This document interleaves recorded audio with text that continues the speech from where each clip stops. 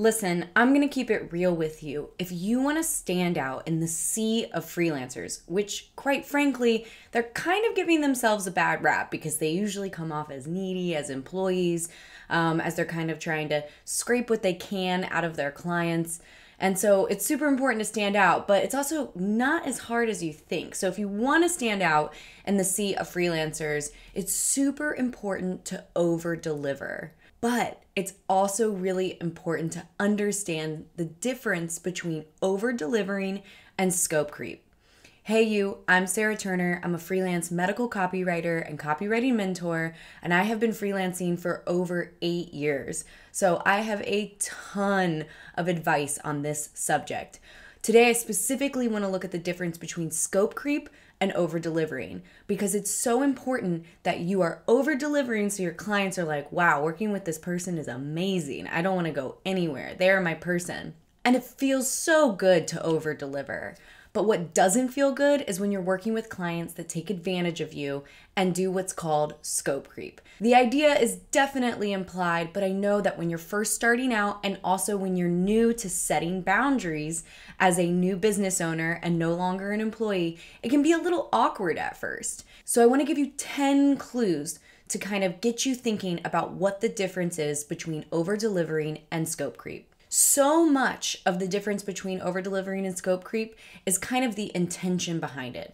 So for example, over-delivering will be when you do something or implement something in your project where your client is pleasantly surprised. Maybe you beat a deadline. That's a really nice way to over-deliver if your time allows. Now, it would be scope creep if your client was like, yeah, we agreed on the deadline on Friday, but you're really going to get that to me on Wednesday or even yesterday, right? So it's subtle, but it is very different because it's about who's in charge. Another sign is really a generalized feeling. If you and the client are both super pleased with the end product and they feel as though it was better than they could have imagined, that would be over delivering. If when you deliver something, you feel overstretched and taken advantage of, or even like they're being condescending, it could be scope creep. It could also be that you need some better time management, but more often than not, you know the difference between over delivering and scope creep based on the feelings you're getting implementing the work that you and the client have agreed upon. Another clue and a way to know the difference is if you deliver extra work that's within your boundaries. Sometimes when I have extra time or when I'm doing research, I'll come across extra topics that I think would be really beneficial to a particular client. I'll reach out to them and pitch an article idea or an opt-in idea or a series of emails.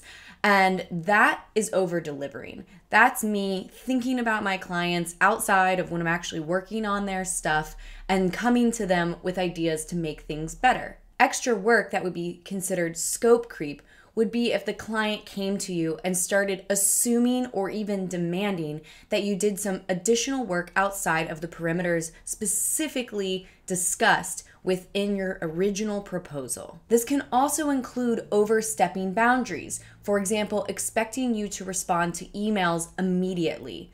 I actually love to recommend to freelancers that you shouldn't respond to emails immediately. You set the tone in the beginning for that relationship. I have a 24-hour rule, except on the weekends. So what that means is I look at the timestamp on my email and I say to myself, okay, they emailed me at 3 p.m. today. I have until 3 p.m. tomorrow to reply. It's a nice, easy way of kind of keeping track of your correspondence, but also not letting them creep into your personal time. Having strong boundaries is not only healthy for yourself, but it's healthy for your client. Because quite frankly, there are very few emergencies in marketing, and generally when there is, it's because of poor planning.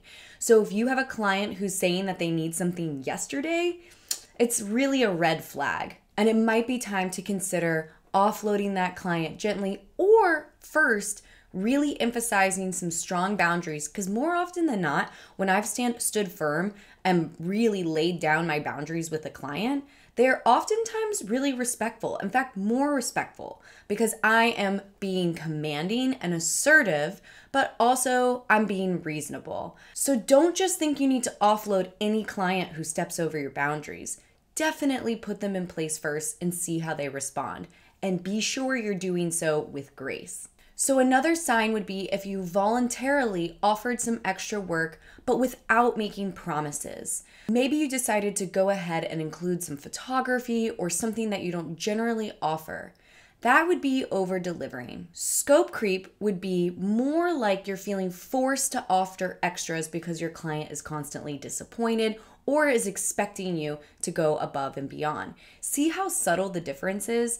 You might actually be offering extra services, but if it feels icky, it probably is scope creep. Another sign of over-delivering is that you feel like you and your client are on the same page and they're super pleased with your work. Maybe it's because you never miss a deadline. Maybe it's because it's extremely high value for what you're charging. Maybe it's because you just add a special cherry on top to whatever it is you're delivering. While a sign of scope creep might be that you really just feel like you and your client can never get on the same page. Maybe they're treating you like an employee. Maybe they're expecting you to show up to their work meetings, even though you're not an employee. These are all signs of potential scope creep. Okay, so another sign that you're over-delivering is that you're expanding what you're offering them because you see areas in which you can easily add value without adding to a ton of your time. For example, maybe you're including URL recommendations for the web pages you're writing, or maybe you're writing the meta descriptions when it wasn't originally included. These are super small and subtle, but these are nice ways of making sure that you're over-delivering. It can also be super helpful if you're working with small businesses or a solo entrepreneur to include a short Loom video kind of going through how they can implement your copy best. It really doesn't take that long and it just adds that nice touch. While on the other hand, scope creep might feel like a client who really needs a lot of hand holding and expects you to do things that are outside of what you generally offer. For example, if you don't generally get into the back end of your client's website or email providers and they are expecting you to or getting frustrated when you say you don't offer that, that is a sign of scope creep and quite frankly, somebody who's a little bit disrespectful of your own boundaries. Another sign of over-delivering is when you're adding extra value because it's in alignment with your values. Maybe you are super passionate about a particular client and you want to go above and beyond to help them get to the next level. So maybe you actually offer some of your services at a discounted rate because you've worked with them for a little bit and you know that they can't afford your launch package, for example. And so you decide to go ahead and offer something of value so that you can maybe use it as a case study on your website. That would be just one example of you offering something that's really in alignment with your values and would feel really, really good to over-deliver on. Obviously, don't forget to ask for a testimonial and to use some of those numbers for your portfolio. Now, on the other hand, scope creep would be when you're adding value because you are terrified of losing that client. This is a subtle one. It's actually really based in a scarcity mindset. If you're going above and beyond because you're desperate, because you're terrified, because you're clinging to this client, it's actually scope creep. And the reason is because so much of being a freelancer is navigating the nuances of client interactions so that you can make your business work for you. So these are really subtle differences, and you're gonna actually know the difference between over-delivering and scope creep based on how they make you feel. So if you are walking on eggshells, are offering mega value or going above and beyond because you are terrified of losing them, you might want to ask yourself, are they the kind of client that kind of instills fear in the type of people that they work with? Because if they are, then they're kind of a scope creepy client and they might not be the best thing for you. But also, it might be your mindset. It's so important to work on your mindset as a freelancer because if you don't, then you kind of let your clients run the show and you always feel frantic, underpaid, and kind of like you're just scrambling from project to project. Okay, so here's another one. Over-delivering would be when you can add something of value to your client's work, but you know about how long it's going to take you. So you're not offering something that's like a runaway project or something you've never done before, or something that you just generally don't know how long it's going to take you. Because while it's so wonderful to over-deliver, you don't want to over-deliver in a way where you end up actually resenting the choice that you made, even if it's your fault, right? It just doesn't feel good. Scope creep would be when you sign on for work and then it ends up taking much, much longer than originally planned, maybe because they're requesting far too many edits than you agreed upon, maybe because they're having multiple people jump in and offer their opinions, and so it's not a streamlined process, maybe because they're not getting you edits back in time, and so the project is being dragged out for week after week after week. That is an example of scope creep, and it's not something you need to tolerate.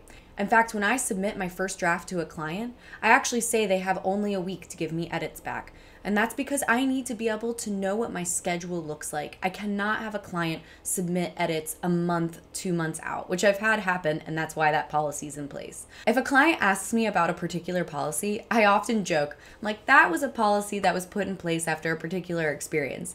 So you're not going to want to wait for edits either. Trust me, we want to move efficiently while it's fresh, top of mind, and that's just going to make all of this work so much better and more effectively. When you can explain why you have policies in place, most people don't mind. I do want to add a small caveat to this one. If you are a newbie, you might not know how long something's going to take you, and that's on you.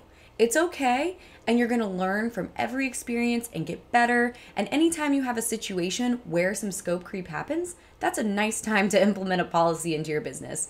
So many of the rules and boundaries and things that I've implemented came from actual client experiences.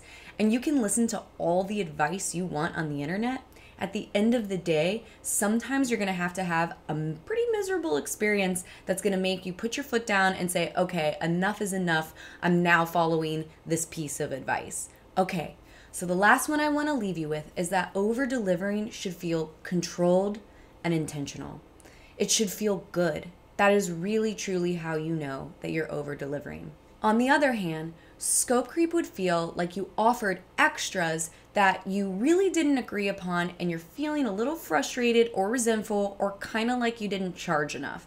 That's a really big sign of scope creep. So again, unless you're a newbie and you're still getting used to pricing and timing and things like that, if you feel like you didn't charge enough, there was probably a little bit of scope creep. Listen, we have all been there as freelancers. The best thing you can do when you have been a victim of scope creep is to implement changes in your business. Slap on a policy, slap on a boundary, make it the new way that you do business moving forward. It really doesn't have to be something that's like super dramatic or a big drag or just feeling taken advantage of is like one of the worst feelings. But sometimes it's not your client's fault. Sometimes it's because you need to implement better boundaries. And really, truly, that's okay. It's gonna make you a stronger, better freelancer. So don't be afraid to do it. And I cannot tell you the number of times I have had students be so scared that when they implement boundaries, they were going to lose that client, only to discover that that client just ended up having far more respect for them. Because remember, you are a business owner. You are not an employee. Thanks for being here. I hope that helps. Go ahead and hit that thumbs up button if it did. Please don't forget to subscribe. It means a lot to me. And of course, I love hearing from you guys in the comments. Thanks, guys.